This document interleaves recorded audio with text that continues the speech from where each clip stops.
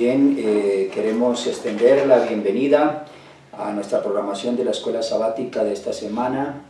Venimos estudiando el trimestre Ven y Sígame, y hoy nos corresponde abnegación, pero antes vamos a hacer la oración.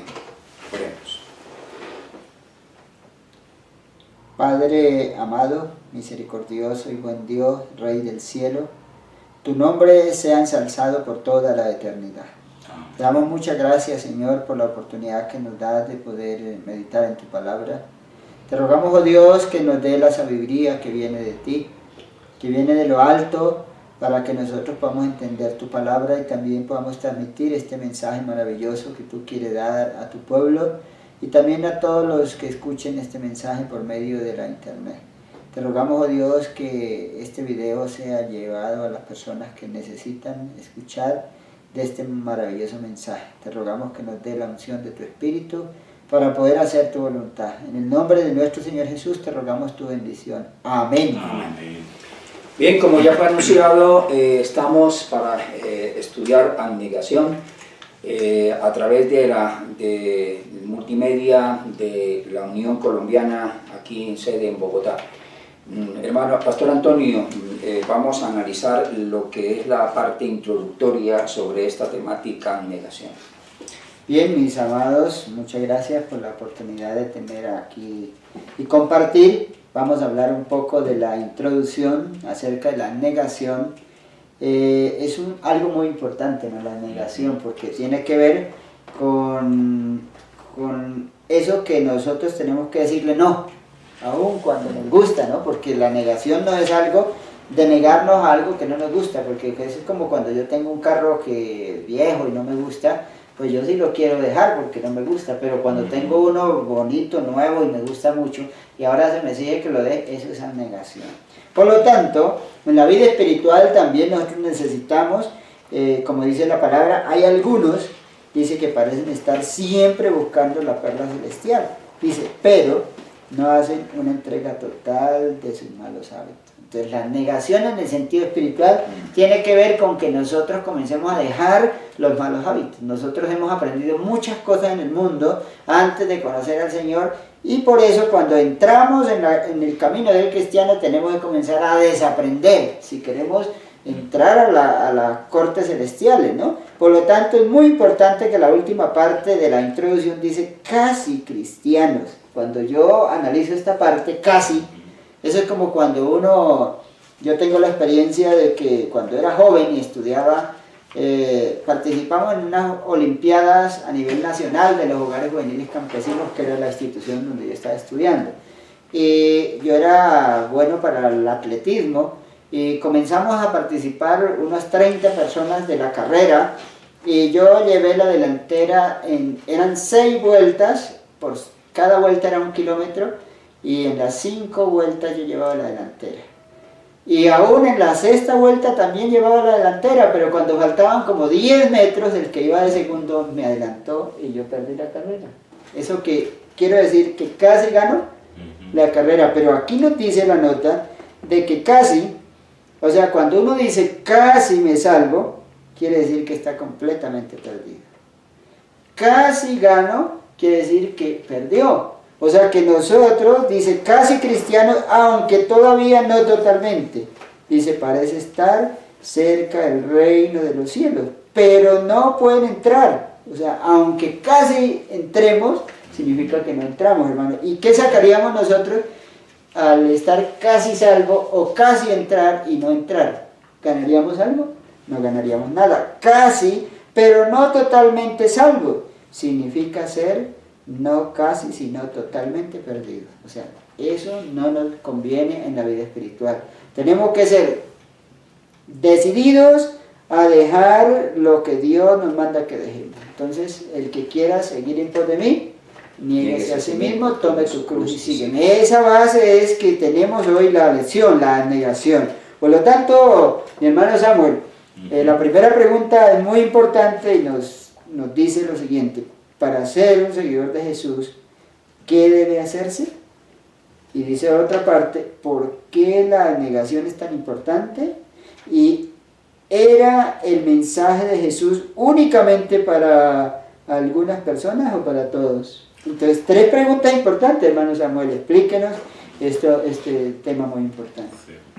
Bueno, para ser un seguidor de Jesús, pues lo primero que debe hacerse es aceptar esa invitación que encontramos en Mateo 16:24, si alguno quiere venir en pos de mí. Y al seguir en pos, va a ser un seguidor o va a ser un discípulo del Maestro, el Señor Jesucristo. Sin embargo, el cristianismo es voluntario, y por eso dice, si alguno quiere, no es forzado, no está entonces allí a la fuerza, como en algunas épocas que era la cruz o la muerte. Si aceptaba el cristianismo, entonces el cristianismo verdadero es voluntario, es una decisión importante y tiene que ver en parecernos, en tener el carácter de Cristo, y en esencia Cristo demuestra lo que es este sentido de la abnegación. También en la segunda parte, ¿por qué la abnegación es tan importante? Bueno, es vital dentro de estas cualidades del discipulado, y el ejemplo que el Señor Jesús mismo nos ha dejado, entonces nos muestra el negarnos a nosotros mismos. Tiene que ver con ese sentido de abnegación, el dejar de un lado el interés personal y el permitir que sea el Señor exaltado en cada una de nuestras vidas. Dice, niéguese a sí mismo, aunque no aparece en el texto, pero dice también tome su cruz. Es decir, que ya no hay una seguridad, sino está dependiendo de la obra de Cristo, del ejemplo de Cristo que fue crucificado y que nosotros aún estamos dispuestos hasta la misma muerte, ¿no? Y dice, sígame a mí mismo. Entonces ya no va a anhelar ser seguido, sino que va a convertirse en un discípulo, en un seguidor. Y ahí en la nota encontramos, ¿dónde está la abnegación? Llevar la cruz que Cristo indicó debía caracterizar a sus seguidores. ¿Somos nosotros abnegados? ¿Estamos como verdaderos discípulos reflejando ese ser como Cristo, ese carácter? Que el Señor nos ayude a cada uno de nosotros. Vamos a continuar con la segunda pregunta del pastor Orlando Flores, donde nos indica cómo sabemos que Jesús se refiere a la vida del discípulo y a qué estará dispuesto a renunciar el discípulo si es necesario, y qué ocurrirá si no lo hace. Bueno, aquí viene una parte evangélica que nos describe Mateo. Dice, porque todo el que quiera salvar su vida, la perderá. Generalmente nosotros a veces nos gustan las cosas que no tengan tantas dificultades, pero en el camino espiritual del Señor dice que desde que nació hasta su muerte siempre hubo una guerra, y esa guerra inició en el cielo, y vamos a tenerla también los seguidores de Jesús. No solamente Jesús lo tuvo, por eso Filipenses dice que no basta creer en Él, sino que padezcamos por Él. Y nos dice que entonces el que quiera ganar la vida la va a perder, pero el que la pierda por causa del Evangelio, dice, la va a salvar. Por eso los mártires en todas las épocas dentro del cristianismo aseguraron la salvación. Pero muchas veces por tratar de evitar las persecuciones de parte de la familia, de parte de los compañeros de trabajo, de estudio, a veces abandonamos la fe y perdemos la vida eterna. Por eso la nota nos dice que los que abandonan a Dios para salvar sus vidas serán abandonados también por Él. Al tratar de salvar la vida cediendo al error, perderán la vida eterna. Está en Mensajes Selectos, tomo 3, 4, 58. Dice que hacer que Dios y su justicia ocupen el primer lugar en la vida es lo que dice el primer gran mandamiento de la ley, que dice, amarás al Señor tu Dios con todo tu corazón, con toda tu mente y con toda tu alma. Es dar el primer lugar a Dios. Y dice, no podrás servir a Dios y al mismo tiempo a las riquezas, como nos decía en las lecciones pasadas también. Bueno, entonces vamos a entrar a un ítem que dice pérdida, que es ganancia. Hermano Pastor Antonio Martínez, ¿qué estará dispuesto a perder por Jesús el verdadero discípulo? Y viene una segunda, dice, en caso tal, ¿pierde la persona su vida para siempre o eventualmente la recibe de regreso? Bien, entonces importante es que analicemos desde la segunda pregunta, quiero tomar un poco, cómo sabemos que Jesús se refería a los discípulos y no a otra persona, ¿no? Claro. Entonces aquí nos hace pensar de que es el discípulo un seguidor de Jesús, y el seguidor de Jesús es el que se enfrenta ahora por amor a Jesús y a su obra a una persecución por el enemigo. El que persigue, ¿quién es? Es el que persigue, es el enemigo, es Satanás. Entonces, si no es el discípulo, si Jesús no hablara al discípulo, pues nos equivocaríamos, porque Jesús está hablando desde sus seguidores, sus discípulos son los que son perseguidos. Pero ahora lo que se nos está presentando, ¿por qué es perseguido? Por ser fiel a Dios, porque Satanás no persigue a nadie que sea infiel, él persigue a los fieles.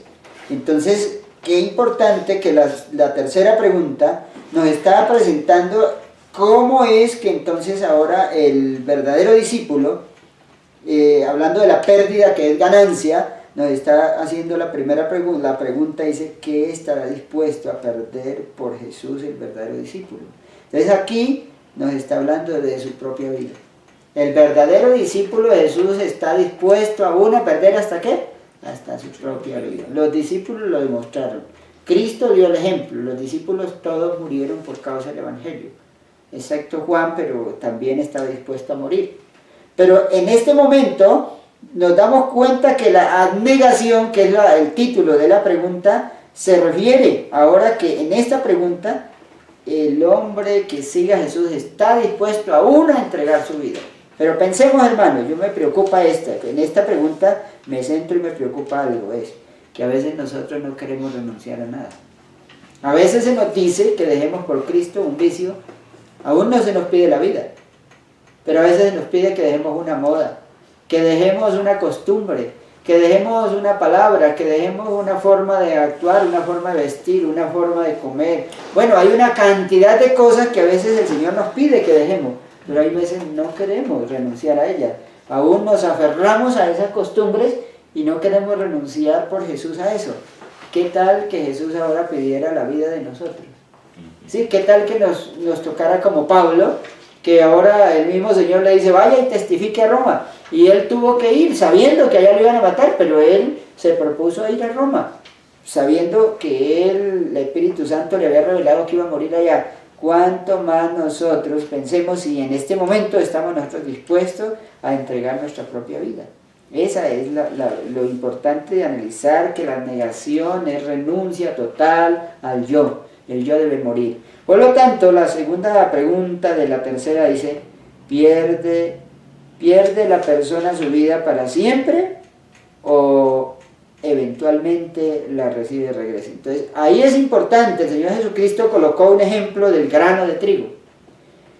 Porque cuando nosotros sembramos el grano, por ejemplo, los cultivan frijol o maíz o cualquier planta que es grano, por ejemplo el frijol, entonces ¿qué hace la persona? Lo introduce dentro de la tierra el grano, y al poco tiempo ese grano se pierde, se muere. Pero esa muerte no es muerte, sino que ese grano al desaparecer aparece una planta. Y esa planta comienza a vivir y a producir nuevos frijoles, nuevas semillas. Entonces esa es la obra también de nosotros. Es como el Señor Jesús dice, si el grano de trigo no muere, queda solo. Y así también es la vida de nosotros. Nosotros tenemos que morir en esta tierra y todo, sea por el Evangelio, o sea por una enfermedad o por cualquier cosa, tenemos que morir. Pero nosotros muchas veces, por amor a la vida, nos desprendemos del Evangelio, le somos infieles a Dios, porque creemos pero no, cuando nosotros entregamos aún la vida por el Señor nos va a dar la oportunidad de un día levantarnos nuevamente y vamos a tener vida eterna. Pero el que no esté dispuesto a hacerle fiel al Señor aún por su propia vida, un día va a tener el chasco, ¿no? El chasco de saber de que le dice el Señor, apartados de mí, no os conozco, ir al fuego eterno, ahí está la muerte. O sea, ahora sí por salvar la vida la pierde, pero pierde la vida eterna. Y si nosotros perdemos la vida física por amor a la vida eterna, vamos a tener la vida eterna. Eso es algo muy importante. De ahí que la nota dice, quiero leer las primeras líneas, dice: la eficiencia que el Señor desearía ver en su pueblo, lamentablemente ha faltado en la iglesia. ¿Cómo podemos asumir esto? ¿Han estado realmente convertidos aquellos que profesan el nombre de Cristo? ¿Han consagrado a Dios su corazón, su razón, conocimiento, afectos y pensamientos? ¿Han utilizado sus talentos de medios y de habilidades en el servicio al Maestro? Son preguntas que se nos hacen. Y nosotros, esas preguntas son para nosotros hoy. ¿Estamos entregando todo al Señor sin reserva o estamos reservando para nosotros eso que más nos gusta, que a veces lo que más nos gusta es lo que más perjudica la espiritualidad del hombre? Entonces nosotros tenemos que comprender que la negación significa renunciar a lo que uno más quiere, pero que realmente para la vida espiritual no le sirve. Hay cosas que aparentemente son halagüeñas, buenas, pero son el acabose de la vida espiritual del hombre. Mi hermano Samuel, ¿qué declaró Jesús según la pregunta cuarta, comparando la vida eterna con todo el mundo? ¿Merece la pena adquirir la riqueza de este mundo y perder la eternidad? Bueno, siguiendo con ese subtítulo de la pérdida que es ganancia, que es como una paradoja, pues encontramos aquí en este texto de Mateo 16, 26, dos preguntas difíciles. Dice, porque ¿qué aprovechará el hombre si ganare todo el mundo y perdiere su alma? Entonces pues nos lleva a evaluar qué es lo que tiene valor para nosotros, las cosas materiales o lo espiritual, lo temporal o lo eterno. Entonces es sopesar, es evaluar esas realidades en cada una de nuestras vidas. Y creo que nos está enfatizando que el verdadero discípulo va a ser tratado como Cristo. Y no solo que es rechazado, sino que habla aquí de la misma muerte que debe enfrentar. En la segunda parte de esta pregunta 4, merece, o podríamos también traducir, vale la pena adquirir la riqueza de este mundo y perder la propia vida por la eternidad. Ya el Señor entonces también nos lleva a la reflexión y nos hace esa pregunta: ¿o qué recompensa? Habla de recompensa, habla de aprovechar, habla de ganancia. Entonces, ¿cómo sopesamos las cosas de este mundo y las cosas celestiales? ¿Qué recompensa dará el hombre por su alma? ¿Cuánto vale nuestra alma? ¿Cuánto valor tiene nuestra vida cristiana, nuestra integridad? En la primera parte de la nota dice: el Salvador vio que los hombres estaban absortos en conseguir ganancias y perdían de vista las realidades eternas. No podemos quedarnos con lo de aquí, con lo temporal, sacrificando lo eternal. Así que tenemos que darle valor a lo que el Señor evalúa en nuestras vidas y ser como un discípulo de Cristo, entonces ser tratados como lo fue el Señor. Ya el pastor Antonio mencionaba cómo cada uno de los discípulos fueron martirizados, fueron sacrificados. Tengo una lista donde dice que Mateo sufrió el martirio al ser traspasado por una espada en Etiopía. Marcos murió en Alejandría después de haber sido arrastrado cruelmente por las calles de la ciudad. Lucas fue colgado de un árbol y ahorcado en Grecia. Juan fue el único que se cree que murió de muerte natural, aunque lo echaron a una caldera hirviendo, ¿no? Pero milagrosamente fue salvado. Pedro fue crucificado, dice alguna versión que su esposa la crucificaron antes y después él fue crucificado boca abajo. Jacob fue arrojado desde el pináculo del templo y luego golpeado hasta la muerte con palos. Bartolomé fue despellejado vivo. Andrés fue atado en una cruz desde la cual predicó hasta morir. Judas fue asesinado a flechazos. Judas el celote, este revolucionario que ahora aceptó este martirio. Matías fue apedreado y luego decapitado. Bernabé fue apedreado hasta la muerte. Y de Pablo también leemos que fue decapitado. Entonces fueron tratados como Cristo, fueron rechazados, fueron martirizados, pero se mantuvieron en fidelidad. Y eso nos lleva al siguiente subtítulo: la recompensa en el cielo, la recompensa en el futuro. ¿Qué ocurrirá con una persona si en lugar de seguir al maestro se dedica a adquirir posición en este mundo? Y por el contrario, qué maravilloso sería seguir al maestro y colocar a su servicio todos los dones concedidos. Pastor Orlando. Bueno, aquí encontramos entonces decisiones entre lo material y la parte espiritual, dependiendo qué nos imbuye, si buscamos primeramente las añadiduras o buscamos el reino de Dios. Ante lo que se mencionaba anteriormente, seguramente muchos dirán, no, pero si es así, que a todos los apóstoles mayormente la manera como murieron y todo eso. Pero eso no solamente les ocurrió hablando a nivel de los discipulados en la parte espiritual, sino en las guerras que a través de las épocas han existido para mantener los reinos.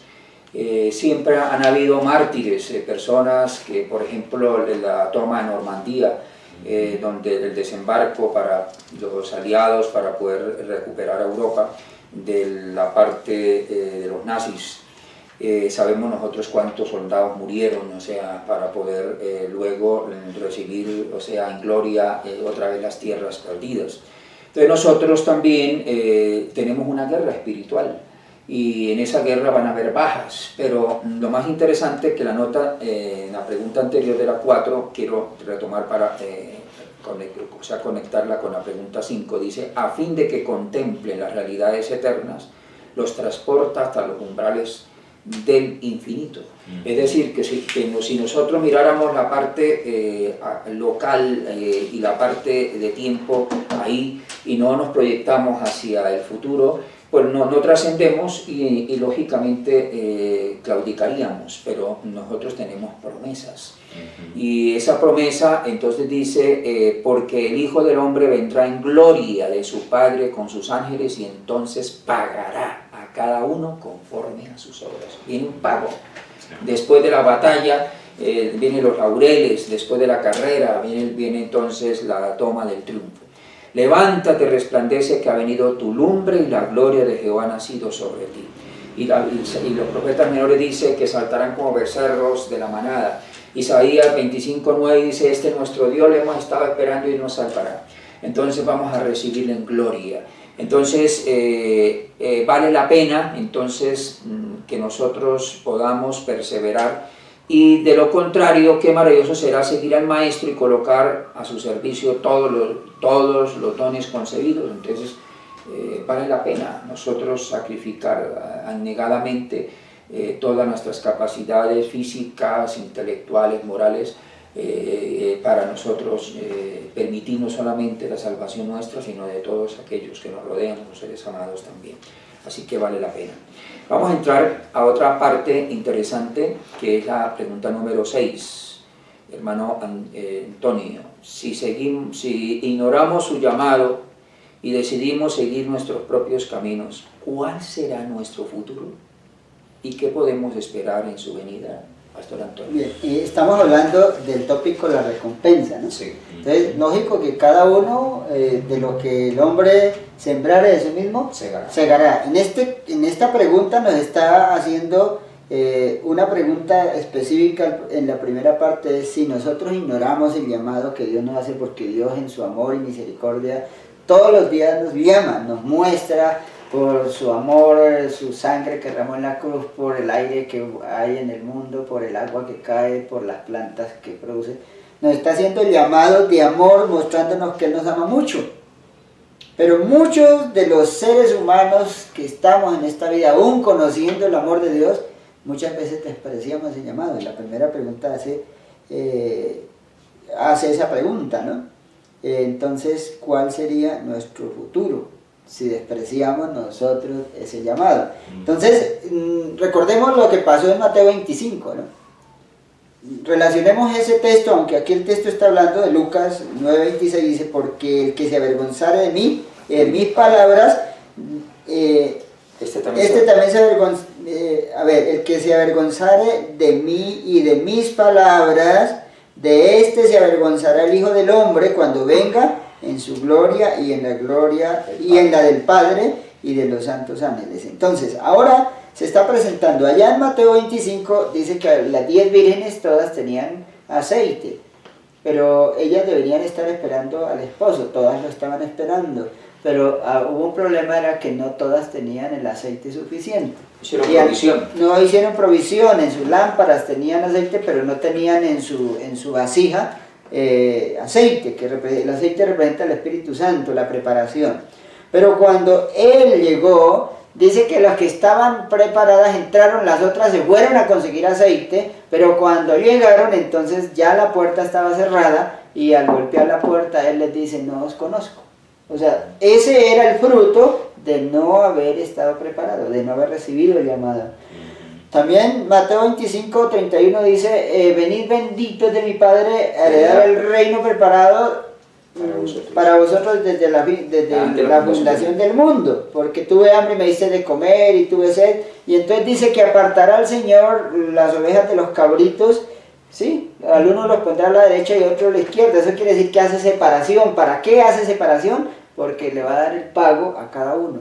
Y entonces ahí los que no aceptaron el llamado, dice cuál será su futuro, pues va a ser un caos. Primero va a ser un caos, ¿por qué? Porque para una persona que despreció el llamado de Dios, lo único que le espera es destrucción, vergüenza, podemos decir, confusión. ¿Por qué? Isaías 2:19, recordemos que dice que dijeron a las peñas, cae sobre nosotros y cúbrenos de la presencia de aquel que viene.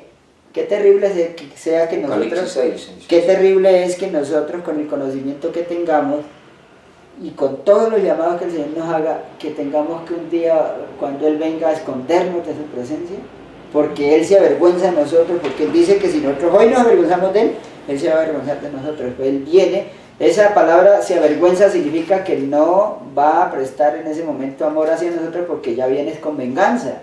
Viene con premio, pero premio para los justos, y viene con castigo para los injustos. Y es ahí, como decía la pregunta anterior en Isaías 61, es el momento en que nosotros debemos resplandecer, porque dice, levántate y resplandece porque ha venido tu luz y la gloria de Jehová ha nacido sobre ti. O sea, yo tengo que levantarme a alumbrar y no avergonzarme del Evangelio.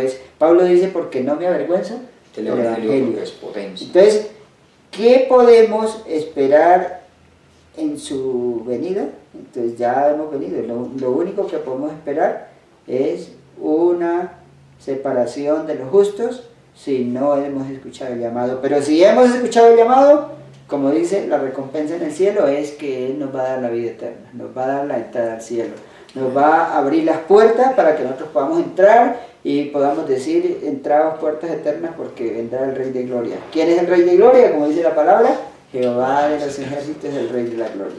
Mi hermano Orlando, qué importante es hablar ahora de la gloria, pero de la gloria futura. El hermano Samuel es quien va a respondernos esa pregunta, ¿no? Gloria futura.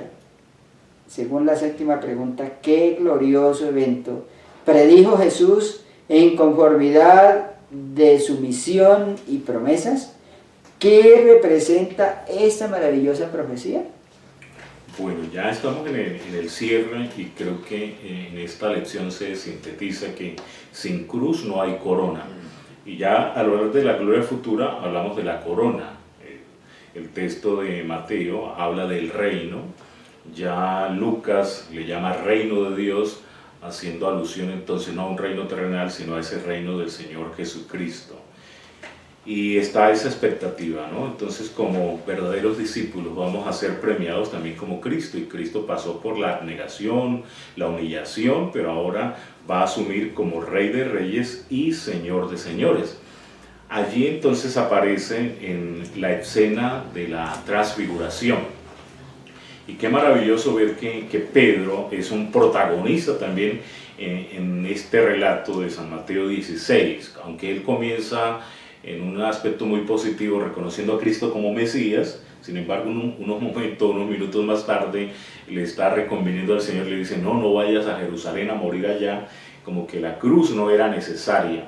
Pero ahora el Señor también va a fortalecer a Pedro y a los otros dos discípulos, mostrándole toda esa gloria de la transfiguración, toda esa deidad del Señor Jesucristo, para que ellos no se desanimasen y confiasen en esa promesa del reino. Entonces, Ese reino de Dios está ilustrado por la transfiguración, y también ligado a este acontecimiento de la transfiguración encontramos el acontecimiento de su segunda venida, ¿no? Que nos prefigura con los dos personajes que están allí: Moisés, que representa a aquellas personas que han muerto pero que van a resucitar en ocasión de su segunda venida, o Elías, aquellas personas que, si es la voluntad del Señor, estaremos vivos cuando Él venga, seremos transformados para participar de ese reino. Cristo tiene esta gloria futura asegurada, su reino, ese reino de Dios es verdad, y nosotros somos sus súbditos, somos sus seguidores, podemos participar también de ese reino. Así que vale la pena ser un discípulo de Jesús, porque ser como Cristo, ser tratados como Cristo, y también seremos entonces recompensados como fue el Señor Jesucristo. Quería tocar algo ahí de lo que ya en parte tocó Samuel, y es respecto a los 3 discípulos que llevó consigo, ¿no? ¿Por qué no se llevó a los 12? ¿Por qué se llevó solamente a 3? Y son los que están relacionados con 3 ministerios que tienen que ver con la lección abnegación. El caso de uno que se le dieron las llaves para abrir el evangelio al mundo gentil. El primero fue Pedro. En el capítulo 10 encontramos con el caso de Cornelio, cómo él con su barrera judía trató de impedir el tener que ir a ponerse en contacto con ese mundo gentil, pero el lienzo que bajó 3 veces, recordándole que 3 hombres le estaban ahora tocando allá en Jope la puerta, y que lo invitaban precisamente a romper hasta ese entonces la tradición judía, que ningún judío que entraba a comer con un gentil se contaminaría, y él fue el primero que rompió. Por eso hubo varios capítulos que tuvo que él presentar descargos, como el capítulo 11, el capítulo 15, tuvo que presentar descargos al respecto. El sacrificio, o sea que era un ministerio de la evangelización al mundo gentil. Y el otro, el de Jacobo, que fue el ministerio del sacrificio, fue el primer discípulo en ser decapitado, el hermano de Juan. Y el otro, el que remendaba las redes, que es necesario también hoy, la parte apologética, la parte de poder mantener la parte doctrinaria en un mundo que está cuestionando la alta crítica, aún en la misma Biblia. Entonces necesitamos ese ministerio, y ese ministerio iba a pasar por situaciones difíciles. Entonces por eso lo llevó a mirar el reino de Dios en miniatura, para que ellos pudieran no solamente ver las situaciones negativas a nivel físico, sino que trascendieran a ver la parte espiritual, lo que les esperaba, o sea, la gloria venidera. Por eso habla de la gloria futura, y se lo llevó a los 3 precisamente para fortalecerlos para esos ministerios que iban a tener que desempeñar. Muy bien, importante que quisiera dar un pensamiento de la nota en cuanto a lo que podemos ver de que estos hombres, aunque Moisés murió en la tierra, tuvo que sufrir por el desierto, cantidades, ahí se ve la negación, pero aunque Elías no muere en la tierra, pero tuvo que sufrir también persecución, o sea, la negación se ve en todos estos hombres, o sea, aquí está hablando de estas 2 figuras, pero no quiere decir que el uno, porque no murió, no renunció. Seguramente Elías estaba dispuesto a entregarlo todo y su propia vida. Aún un día tuvo que decirle: Señor, yo quiero morirme aquí, me quiero morir, porque en realidad 40 días andando por huyendo de Jezabel, y él estaba aún dispuesto hasta morir, pero el Señor le dijo: no, es que tiene que seguir, vea, yo te voy a dar comida, y va a comer, le mandó los cuervos para que le diera comida, y que 40 días tenía que resistir con esa comida. Pero él tenía que, la negación representa eso, hermano, aceptar que Dios nos puede dar lo que necesitamos, pero a veces negarnos a lo que nosotros creemos que necesitamos, porque es que hay veces nosotros creemos que necesitamos tantas cosas que tenemos y pensamos que sin eso no podemos vivir, pero estos hombres pudieron vivir sin eso. ¿Qué quiere decir? Que nosotros también podríamos hacerlo. Entonces debemos estar dispuestos, eso debe ser. Bien, agradecemos al Señor por permitirnos estas lecciones. Ven y sígueme, 2 verbos, recordando el verbo de Dios que encontramos en Cristo. Vamos a terminar con una oración. Oremos. Querido Señor, amante Padre Eterno, estamos agradecidos en esta terminación de esta lección, al analizarla. Te pedimos, Señor, que tú nos ayudes como seres humanos, necesitamos la abnegación, para que no sea algo simplemente teórico, algo histórico, sino que sea real también en nuestras vidas. Amén. Te pido también por los que nos observan y nos oyen a través de estos medios, para que tú también puedas bendecirles y permitir que ellos también estén siendo invitados también a hacer sacrificios por tu reino, y que finalmente podamos estar en una trascendencia, en un día muy lejano contigo en las naciones eternas. Amén. Te pedimos, Señor, que rompa las ataduras y supla nuestras necesidades, que tú las conoces, ya sean las físicas, las económicas, de salud, espirituales, emocionales, sentimentales. Amén. Te pido, Señor, que también bendiga todas las programaciones que se lleven a cabo en diferentes rincones de la tierra, a través de tu pueblo. Te lo pedimos con el perdón de nuestros pecados, en el nombre de nuestro amado Jesús. Amén. Amén. Agradecemos también detrás de cámara a nuestro hermano Jair, y agradecemos al Señor por habernos permitido desarrollar esta lección. Muchas gracias y una feliz resto de semana para todos. Amén.